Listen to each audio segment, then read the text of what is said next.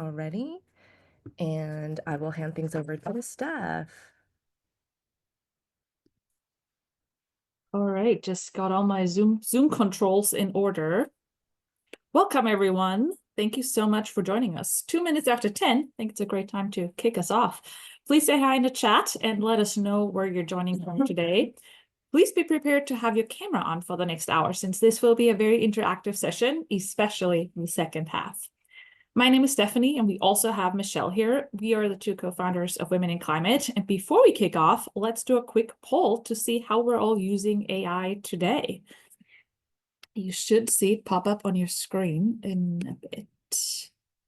All right, how are you using AI today? Professionally, personally, not really using it. Other, I guess other would be if you're using it both professionally and personally, which is definitely a good mix. Wow, looks like we have a lot of AI users in here. 69, 70% using it professionally, 67 using it personally. Only 10% not really using it. No worries, you're in the right place. No AI experience necessary for this webinar. Awesome. I'm going to end this poll and let you all see the results. All right, so everyone has most people have at least played around with it. And no worries if you haven't, it's not too late. Lots of resources to be shared today for people who are just getting started. All right, let's dive right in. So what you can expect today. We'll start off with a super quick overview of Women in Climate. Then we will dive into our AI programming before jumping into breakout rooms, where you will get a chance to meet 3 to 4 other Women in Climate members. The time you spend in breakout rooms might be a little bit short. That's typically what it's like. We host these gatherings on a monthly basis where our members can network, but that's exactly what our networking and resource sheet is for, that Michelle just shared in the chat, and I'll share it again. It's for following up with folks you find interesting. You can reach out to someone you didn't get to meet today, or schedule more time to chat with someone that you met in your breakout room. After the breakout rooms, we'll come back together in the main room, and you'll have a chance to share any asks and gives with the group, ask questions, share climate-related resources that you found helpful. We'll have a bit of a group discussion. We'll also be collecting everything in this sheet that I'm sharing in the chat. So feel free to add your asks and gives and anything else you'd like to share with the group. That could be something that you're working on right now, something that you're interested in learning more about, or something you're looking for help with, especially in the context of AI, since today's our AI special edition. All right. I'm assuming we usually have some folks here that are new to Women in Climate. Actually, would love to know in the chat what your relationship is with Women in Climate. Have you been part of our community for a while? Are you completely new to Women in Climate? Feel free to drop that in the chat. We'd love to get a better understanding of who's in the room. Okay, been apart for a while. For those of you who are new to Women in Climate, let's share a little bit more context about us. Women in Climate started with a 12-person plant-based dinner in New York in 2022. Michelle was new in the city back then and wanted to make friends. And I was honestly looking for people that I could talk climate with, which felt really awkward with my friend circle at the time that wasn't really into climate. So what started as a small dinner has since evolved into a global community. And the Women in Climate community is a joyful and safe space for women and non-binary professionals from around the world to learn and talk about climate, no climate experience necessary. So why do we do what we do? What is our mission? Our mission is to accelerate climate action by 1, inspiring more women to get started on their climate journey, and 2, empowering those who are working on climate today. We are running various different initiatives in pursuit of our mission, and you're more than welcome to check out our website, womeninclimate.co, if you would like to learn more. And now just a few impressions from events we've done around the world in the last 3 years that Women in Climate has been around for. So this gives you an idea of how global our community is and how, how much fun we usually have when we get together, no matter where in the world. It's kind of really cool how that magic translates. And our speaker database is one of our initiatives that I would like to highlight, because I'm sure there's a lot of amazing women and non-binary folks in the room who should be featured on conference stages, etc. So do check out our speaker database and sign up. I'd now like to hand it over to Michelle. Amazing. Thank you so much, Steph. And as many of you know, Women in Climate is a fully volunteer-run organization. We do try to create some budget so we can support freelancers, typically women. And we would really, really love any support you can give this month. We're doing a International Women's Day campaign. This is the first time we're doing this. Stephanie and I are taking a little break this year. We're calling it a restorative year. So in terms of running events where we get sponsors, we won't be able to do that as much, but we're still doing a lot behind the scenes. So if you are able to donate any amount, it's great. We really appreciate it. And we're also on Benevity.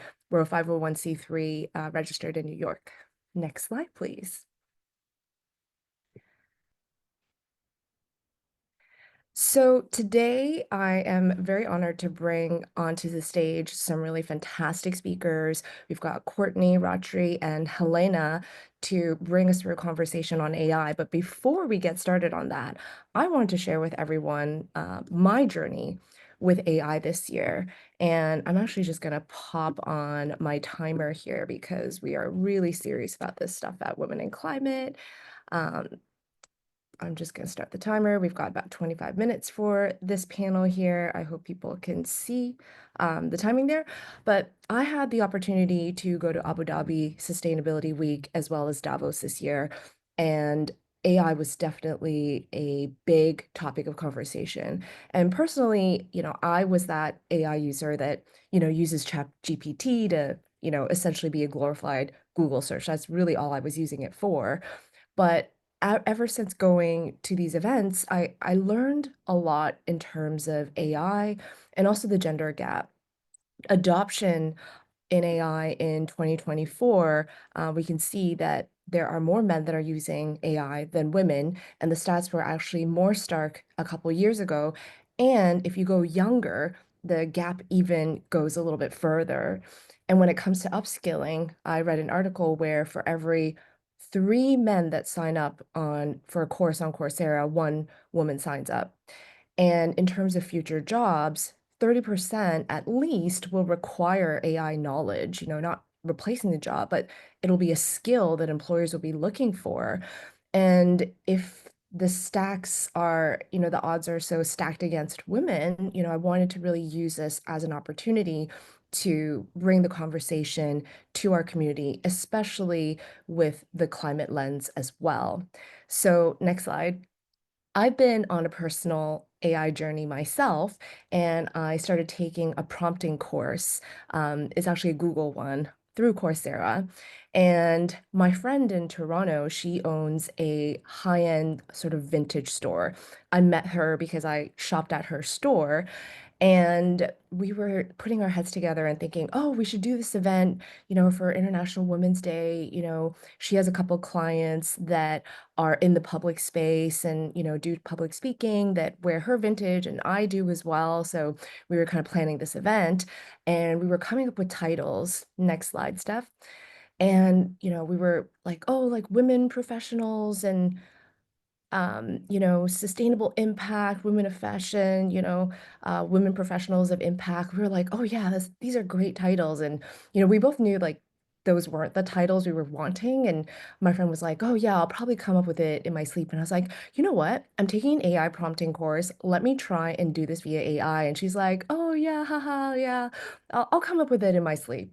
And I was like, okay, well, let me try this. And so we like hung up the phone and next slide.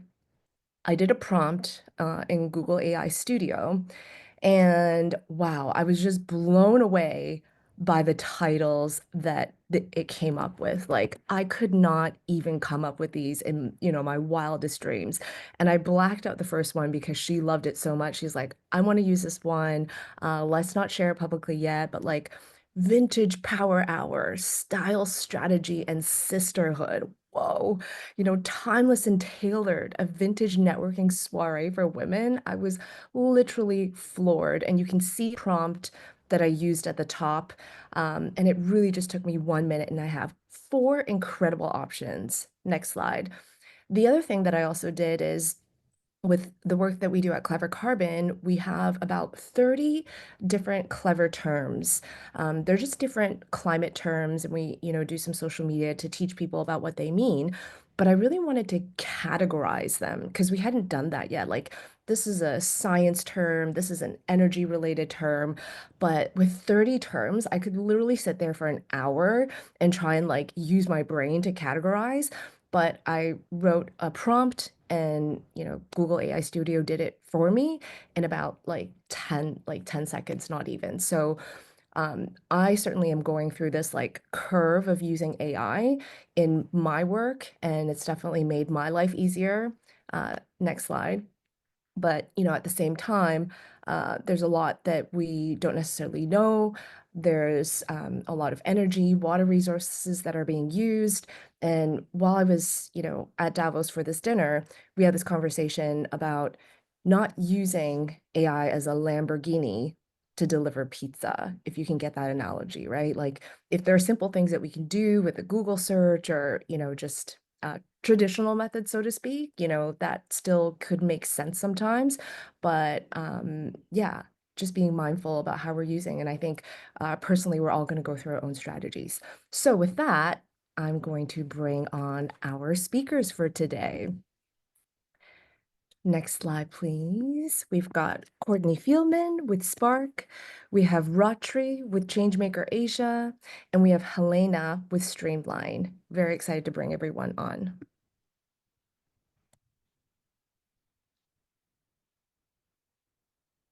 Let's have them spotlighted and we can take the slides down.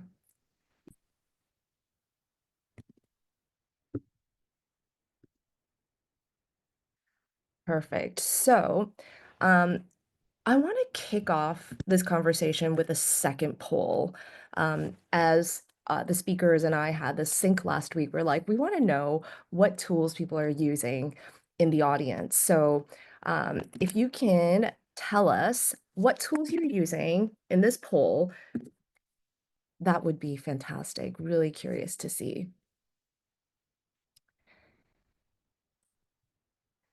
And after Steph, we can share the poll so that the speakers can see as well. Looks like most people have used ChatGPT. We have some people who have used Claude and Perplexity.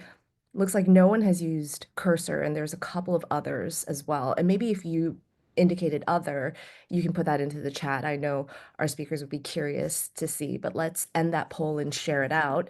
And in the meantime, I'm going to get started with my first question for our speakers, which is, tell us about your company and how your company is currently leveraging AI. And I'm just going to start in order of my screen. So Courtney, let's have you go first. Great. Hey, everyone. I'm super excited to see you all and be here to talk about the intersection of AI and climate, which, as you know, are probably two of the most transformative forces right now shaping our future. So my journey into AI wasn't exactly traditional. I started as a climate diplomat and turned into an AI founder. So after years working on climate negotiations, I wanted to work on actually implementing the changes that we were trying to get on the table. And that's how I came to found my company, Spark, which is really focused on how do we take the best of clean tech and what is already available on the market and use it to solve the energy transition in new ways.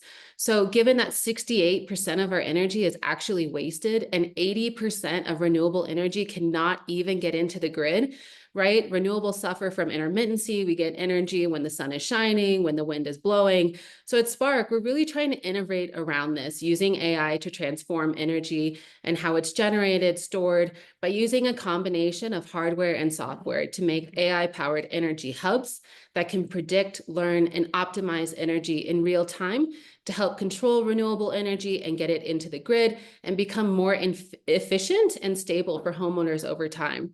So on a more technical note, for those of you who do know AI, we're using neural networks and reinforcement learning to create an energy system that is basically self-learning. So it has feedback loops where it's learning from itself over time and adapting so that energy flows where it's needed most without waste or inefficiency. So imagine an energy system that doesn't just respond to power needs, but it's actually anticipating them, charging electric vehicles when electricity is cheapest, storing energy when supply is high, and ensuring homes always have power, even in extreme weather. So the way that AI does that is by processing millions of data points in real time, learning from weather, and using patterns to make energy smarter, cheaper, and more reliable. So really excited to kick off this conversation with you guys and excited to learn from all of you as we go forward. Thank you, Courtney. Next, we have Ratri.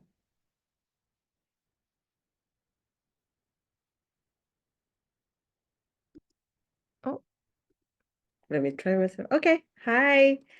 Great to be here. Thanks for having me here.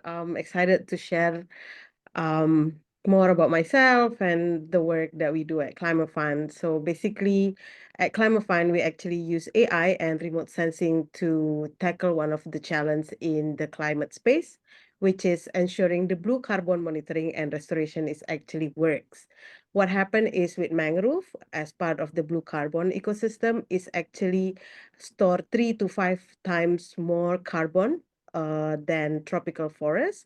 But when it destroyed, they actually release a massive amount of CO2 back to the atmosphere. So, and the problem is that despite billions of dollars invested in the restoration, most of a project fail due to poor monitoring and lack of real-time insights. That's where we actually come in, where our AI-driven platform is actually trying to track and verify as well as optimizing the mangrove monitoring. So it helps both the project operator as well as the funder and the local communities to take action and have a more enhanced decision-making process in identifying all possible risk and opportunity for them to make the project actually success. In terms of AI tools, I would say we use multiple from remote sensing all the way to machine learning to track both the physiological of the mangrove itself, all the way to we use lots of geospatial data to identify the ecosystem stressor like sea level changes, historical extreme weather pattern like storm, as well as predict the potential threats that are coming from human activity around the ecosystem. So yeah, that's lots of climate and I would say environmental data that quite big yeah. in the site, so we need AI to help that. Thank you, Ratri. Next, we have Helena. Hi, everyone. Thanks, Michelle and Stephanie, for having me. This is one of my favorite topics. So excited to kind of geek out, but also I'll hold back my jargon. My background is mostly on the software side. I've been building product for 10 plus years and always wanted to work in climate. But the fast-pacedness of building in software always kind of got the better of me. And about 2.5 years ago, when models became interesting enough to build like an applied use case, and the Inflation Reduction Act passed at the same time, we started poking around with what it would look like to kind of reimagine how people could navigate policy. And the first thing we built was this like kind of ChatGPT style companion to the Inflation Reduction Act, which, if you're not aware, was just like a huge policy that brings in a lot of funding into the energy transition. And one of the folks I was speaking with was building this carbon removal company, and he was trying to figure out how it impacted him and his deployment strategy. And so I built in this little chat. It took a weekend. It was like a hackathon. And he was able to, within like, 10, 20 seconds of prompting, determine that he had to change his entire deployment strategy from like a large scale reactor into more modular. And none of that meant anything to me. Like, I don't have like a deep tech background, but what kind of clicked was that there's so much power in being able to kind of transform like knowledge. And for the first time, we can transform words from like unstructured data into structured data. And if you look at a lot of workflows, they're slow just because people have to read hundreds and hundreds of pages.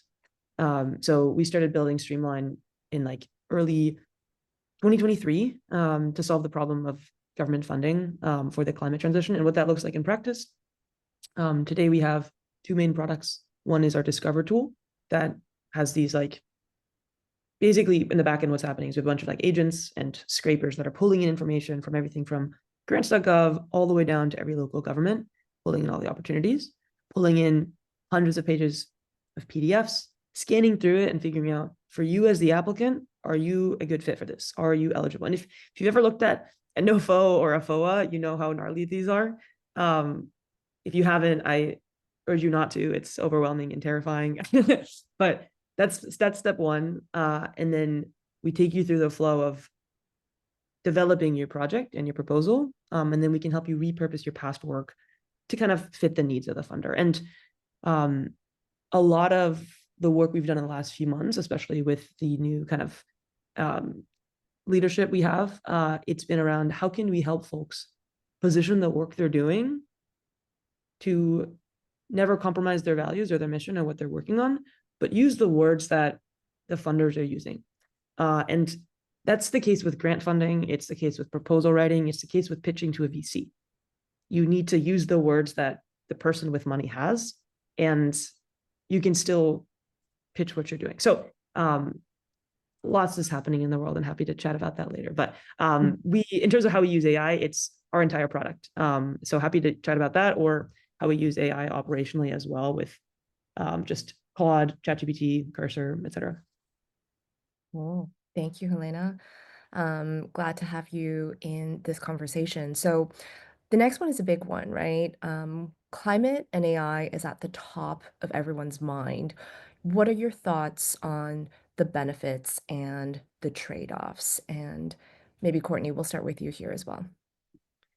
Sure. So I think that the conversation isn't just about what AI can do, it's about how we use it wisely. So there's definitely benefits and trade-offs. So I think the benefits, AI is definitely what I would say a breakthrough in climate. Climate is incredibly complex. So we need to track everything from emissions to deforestation. And I feel like AI is one of the only tools that can kind of process all of the information and turn it into real action. So in terms of benefits, I would say it's speed and scale, right? The biggest difference between AI and regular Google is that AI is learning and adapting. It's not just searching data. So it's the amount of data that it can process and learn from and kind of change into action.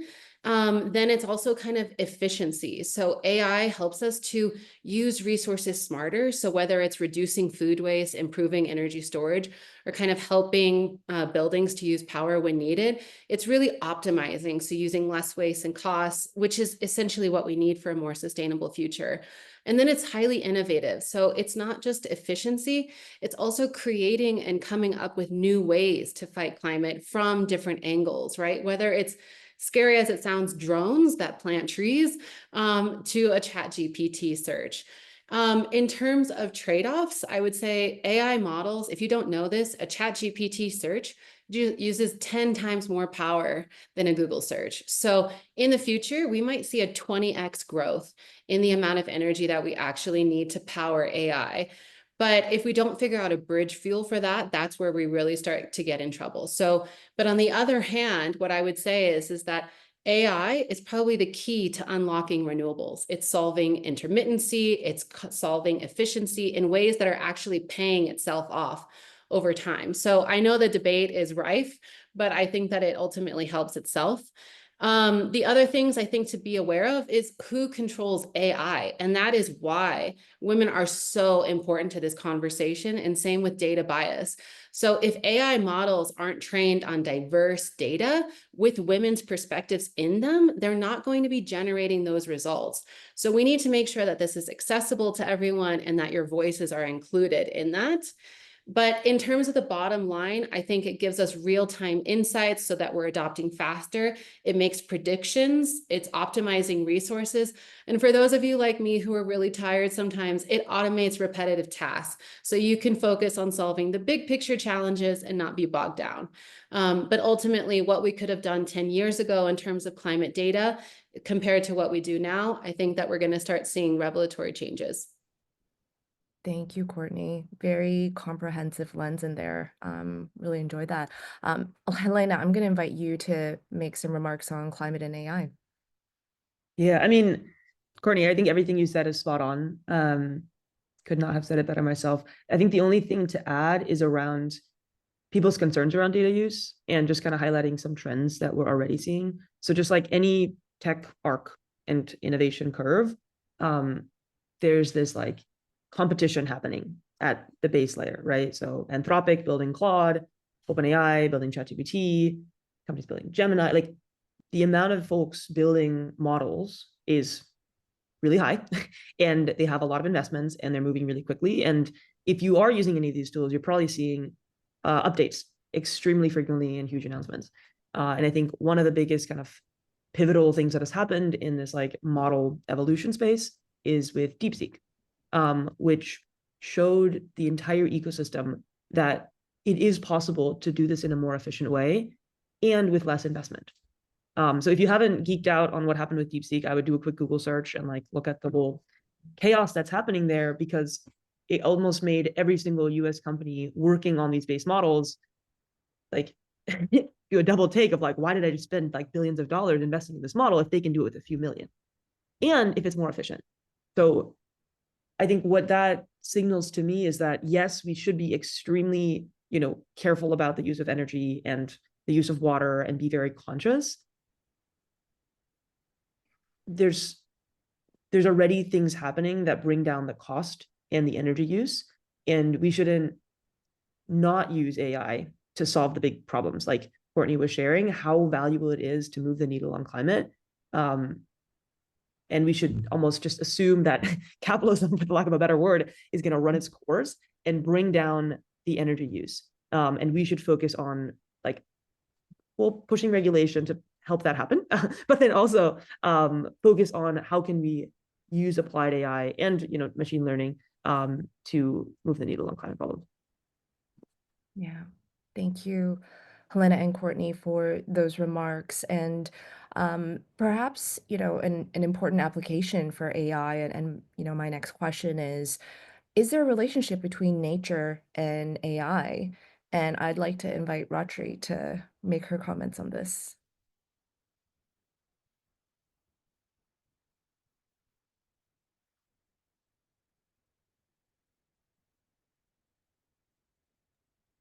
Okay, yeah. I think nature and AI is actually deeply connected one to another. It's like how we use AI to interact, like what Courtney has mentioned before, how climate and nature is actually helped a lot. Okay, let me put it this way. Our understanding about nature and climate, about our planet, is actually helped a lot by technology through AI, because the amount of like if we see planet as a spectrum, our time in the world is actually very little compared to how the earth has been there for a long time. And the AI actually help us understand the ecosystem, predict the climate risk, optimize entire conservation efforts. But I think what makes it, because they are connected one to another, it's how we need to be responsible, and the fact that ethical AI is very, very critical. It's very, very important in my opinion. Like how we use AI has to have intention and have a purpose to it, because by the end of the day, if we train AI with bias, incomplete, or exploitative data, then we risk making a decision that actually harm the nature, harm the ecosystem rather than protect them. So how we interact with AI actually will get amplified with our relationship with nature, right? The poorly designed AI can actually reinforce the environmental harm, whether it's through unsustainable supply chains or misinformation, which is now very, very big and everywhere. Half of the population can say, "Oh, climate change is natural," and the other one like, "No, we're running out of time. We we the window is actually closing." So all these dynamics that are actually out there is actually being amplified by AI in a good and a bad way. So by the end of the day, I think that's why purpose and intentionality is really matter than before.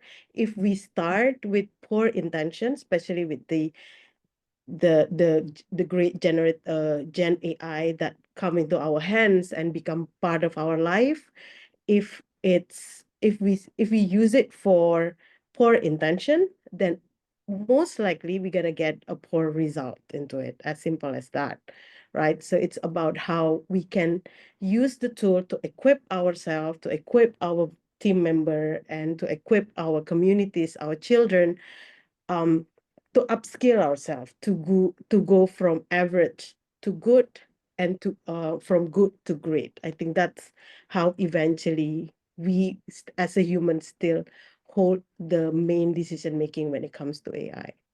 Thank you, Ratri. And with 40 seconds left, I know Courtney or Helena, if you want to make a final remark on nature and AI, please go for it. I mean, I love nature and AI. I mean, I think that what's happening there, like it's protecting nature in ways that we couldn't have understand. In terms of agriculture, it's predicting droughts and pests before they cause major damage. In terms of ocean, it's tracking ocean health, reducing pollution. It's even identifying whale and dolphin sounds to track biodiversity so that we can understand how that's functioning better. And then finally, in deforestation, it's analyzing satellite imagery in real time to detect illegal deforestation and logging. So this could apply in any of your work. But I would say that, you know, everybody thinks that AI is a silver bullet, but 80% of our data is still unstructured. So there's a lot of work to get done. So just want to say, throw your hands in there and let's get going. Well, on that note, a virtual round of applause for our incredible speakers. What a empowering conversation and informative conversation. Courtney, Helena, Ratri, thank you so much for joining us today. All right, I'm going to reset my timer and prep for our next session, which really excited to have Lisa Russell from ArtsEnvoy.ai. She's currently based in Kenya. And to kick it off, we are going to play a little video.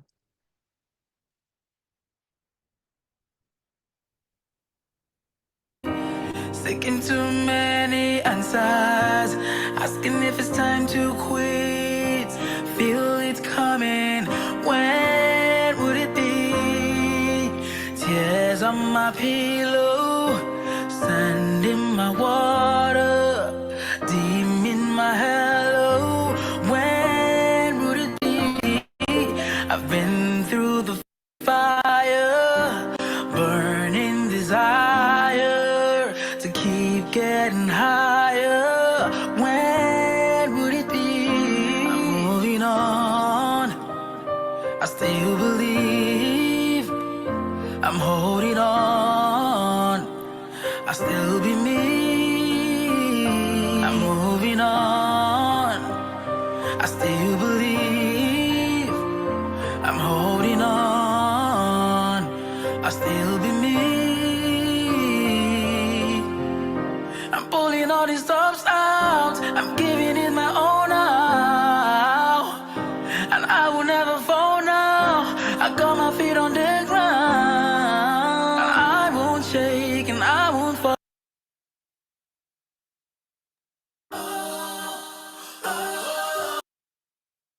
And with that, we'll bring on Lisa. Lisa, you have 4 minutes. The stage is yours. Wonderful. Can you hear me okay? Yes, Yes, we great. can. So my name is Lisa Russell, and thank you so much for having me. This was my 5th climate AI film that I've made, and it's doing the festival rounds right now. It's placed in about 5 festivals, I think. And I personally am a big advocate for AI filmmaking, AI art, and bringing it into the climate advocacy space. So a little bit about me. I'm an Emmy Award-winning filmmaker, but I've spent the last 20 years really working inside the UN as a contracted filmmaker and arts curator. And really, yes, I'm a filmmaker, but I kind of say I'm really more of a translator and an amplifier. Like I joke, I'm multilingual. I speak UN talk and I speak artist talk, and I know how to go back and forth. But the value of art and storytelling in the UN space, in the climate space, cannot be underestimated. I was at the Africa Climate Summit, and I thought more than anything, we need more people knowing how to translate this important work to a wider audience. One of the things I really emphasize is advocates I would love to see become artivists, learning how to do more AI art and AR storytelling with their advocacy work, because the climate communications, in my point of view, needs kind of a reboot. It's not really, you know, in my experience, really a narrative that resonates beyond sort of the bubble that we work in. And I know there's a lot of concern about AI art and AI storytelling. There's a lot of controversy, but I'll tell you that me making this music video from the comfort of my home studio versus jumping on a plane, going to Nigeria with all my equipment and an SUV, I mean, my carbon footprint was pretty heavy. And so I've actually built an AI art and story platform called ArtsEnvoy.ai with the intent to both teach advocates how to use AI art and storytelling in their advocacy work, but also help artists and creatives like myself who want to work in this space. It's not a sustainable livelihood. It's very difficult, but there are contracts, there are ways for people to get engaged. And I'm trying to use AI to help people write better proposals, decipher RFPs. I even have an AI app called Report Translator where you can feed in like the Paris Climate Accord and spit out a poem. Like it's a platform of creativity, and I'm super excited about it. So I don't know how much time I have left, but I'm happy to answer any questions for anybody interested in AI art and storytelling. Thank you so much for having me. Thank you so much, Lisa. And it was very cool to see the video that you made with AI and just interesting from a creative perspective as well. So really appreciate your insights this morning. We will not have a Q&A Thanks for having section me. right now, but we'll come back at the end after networking for some discussion. So Steph, I will let you take it away from here. Right, I'm back. I was busy transferring all these amazing resources that people are posting in the chat to our networking and resource sheet. So keep an eye on that because we'll make sure nothing gets lost in the chat and everything will be captured. But as Michelle already said, it's time to break out into our little networking groups. Please be sure now's the time to have your camera on because ideally everyone can see each other's faces. I'll be setting up the breakout rooms. You'll be meeting with 3 to 4 people for about 15 minutes, maybe a little shorter, so we have some time for community discussion still. And our prompts for today will be, first, you can kick it off with a short intro. Where are you based? What do you do? Please make the round in the room so everyone gets their turn to speak. And then our second prompt is, obviously, since today is all about AI, are you using AI today? And if so, how? What tools are you using? Let's learn from each other. And again, no worries if you're completely new to the topic. No shame in that. No AI experience necessary here. And I'm still figuring out the best size for these breakout rooms here. All right, you should be invited to join a breakout room. Let's see. Now